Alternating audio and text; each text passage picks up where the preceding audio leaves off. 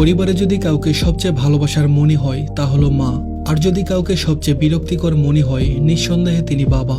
কিন্তু মায়ের ভালোবাসা চোখে দেখা যায়, বাবার ভালোবাসা বোঝা যায় অনেক দেরিতে।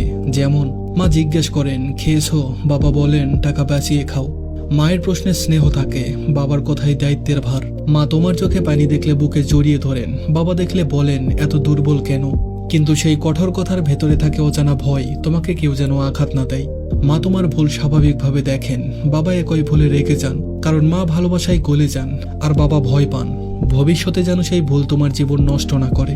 মা তোমাকে সান্ত্বনা দেন, বাবা তোমাকে শক্ত হতে শেখান।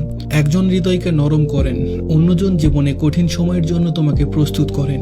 মা রাতে খাবারের পর বিশ্রাম নেন, বাবা তখন হিসাব মেলান, আগামী মাসের স্কুল ফি, বাজার বিল সব কিভাবে মেটাবেন। মা ভালোবাসা প্রকাশ করেন মুখে, বাবা প্রকাশ করেন নীরবে, চুপচাপ তোমার প্রয়োজনগুলো পূরণ করে।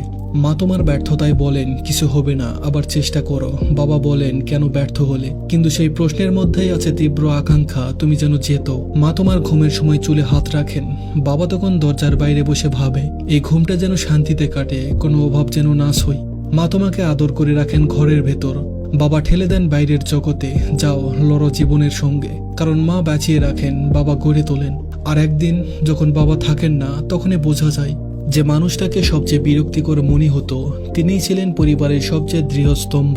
মায়ের ভালোবাসা নদীর মতো সবসময় পাশে বইতে থাকে, আর বাবার ভালোবাসা পাহাড়ের মতো সবসময় নীরব, স্থির কিন্তু আশ্রয়দাতা।